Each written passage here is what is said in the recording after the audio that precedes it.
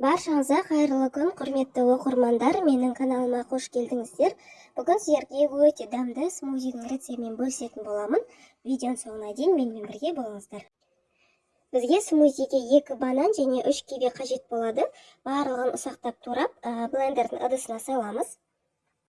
Кивидің кішкене қышқылдау дәмі бар. Егер қышқылды ұнатпасаңыздар, кивиді азырақтан қоссаңыздар да болады. Енді үстіне 1,5 стакан сүтімізді құямыз.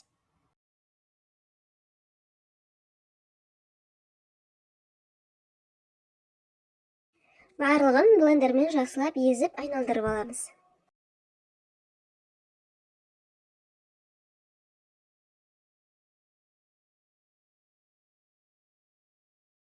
Смузи дайын болды, осындай қоюлау болады. Үстінен мороженое қосып коктейль жасап жіберсеңіздер де болады. Дәмі өте керемет болып шығады. Қыздар, жасап көріңіздер, дәмі өзіме ұнады, әрі дәмді, әрі пайдалы. Видеом сіздерге пайдалы болса, лайк басып каналыма тіркелуді ұмытпаңыздар. Назарларыңызға рахмет, келесі кездескенше.